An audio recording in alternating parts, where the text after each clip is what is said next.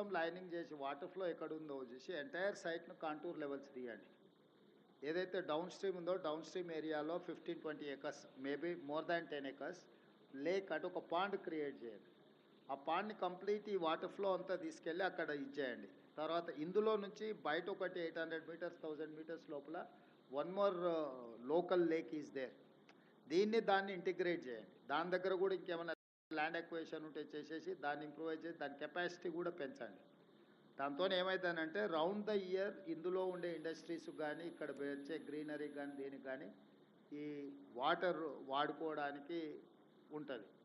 రెండో పాయింట్, ప్రకాష్ రెడ్డి గారు, కొండ సురేఖ గారు, ఈ లోకల్గా ఈ ప్లాట్ ఓనర్స్ అంటే land owners who have lost this land వాళ్ళకి ప్లాట్స్ ఇస్తామనేదో చెప్పారు. ఆ ప్లాట్స్లో ఇంకా 150-200కి ఇంకా బెనిఫిట్ రాలేదు. ఇంకా whatever who are real eligible వాళ్ళందరినీ లిస్ట్ అవుట్ చేసి సేమ్ ఏదైతే ఎగ్జిస్టింగ్ మీరు ఒక ప్రపోజల్ పెట్టారో దాన్ని ఎక్స్టెన్షన్ కింద డెవలప్ చేయండి. థర్డ్ థింగ్, వాళ్ళకి యాజిటీస్గా మనం ఇందిరమ్మ ఇండ్లు అలాట్ చేస్తే ఎట్లుంటుందో ఈ బెనిఫిషియర్స్కి, ఇప్పుడు you are allotting only plots, is it? No house. Yeah, that is what I would suggest that why don't you propose for Indirama houses for each one, that 5 lakhs plus something they'll add and they will construct their own house. So at a time they'll get a colony, almost 1300-1400 houses. General infrastructure అంతా మనం create చేసిస్తే ఇల్లు కట్టుకోవడానికి వాళ్ళకి ఇందిరమ్మ ఇల్లు sanction చేస్తే ఇదవుతుంది. దాని ఒక ప్రపోజల్ కూడా దాని ఏమున్నదో నాకు అదే కదన్నీ చేస్తారు, అది బేసిక్ కమ్యూనిటీస్ ఇచ్చారు. సో అది మొత్తము ఎంటైర్ ఒక మినీ కాలనీ లాగా డిజైన్ చేయి. చిన్న చిన్న అంటే అక్కడ లోకల్గా పిల్లలకు కానీ వాళ్ళకి కానీ ఒక స్కూలు, ఏమేమి ఇవాళ basic infrastructure whatever requirement is there. 12 houses, 1200 plus houses అంటే we can declare as a 1 గ్రామ panchayat. It is going to add 2000 plus voters. Sir ఇంకొక విషయం మనకి యాడ్ చేయదలుచుకున్నాను సార్.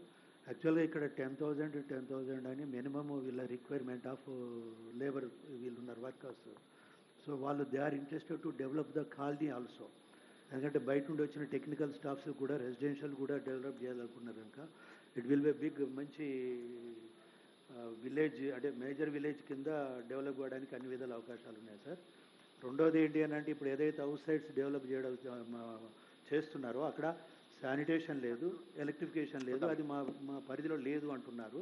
కానీ ఫార్మర్స్ ఏమంటున్నారంటే ఆ రెండు కంప్లీట్ చేసి ఇస్తేనే అది వాటర్ సప్లై, ఈ 3 ఐడీస్ వాళ్ళు కంప్లీట్ చేస్తేనే వాళ్ళు ఇమీడియట్లీ టేకప్. శానిటేషన్ రిలేటెడ్లో that is our responsibility, we cannot ignore while you are constructing అనే. ఇప్పుడు ఎమ్మెల్యే గారు మీకు ఇందాక చెప్పాను కదా 300 crores గవర్నమెంట్ ఆఫ్ ఇండియా నుంచి అదనంగా వచ్చింది. కాలనీలో అన్ని అమ్యూనిటీస్ కూడా మేమే including sanitation and everything. So I would suggest straight you establish 1 gram panchayat, whatever gram panchayat requires, gram panchayat building, community hall, education, school building and everything.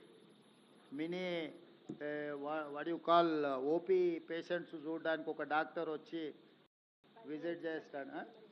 Primary health centre లాగా day time వాళ్ళకు health requirements ఏమన్నా ఉన్న ఒక 3 hours or 4 hours everyday వీళ్ళు వచ్చి ఒక anganwadi basic ఒక విలేజ్కి ఏమేమి అవసరం ఉంటాయో కలెక్టర్ గారు, ఒక గ్రామ పంచాయతీలో ఏమేమి ఎస్టాబ్లిష్మెంట్స్ ఉంటాయో అన్ని ఎస్టాబ్లిష్మెంట్స్ ఇప్పుడు మీరు ఏదైతే డిజైన్ చేసిండ్రో అందులో ఉండాలి.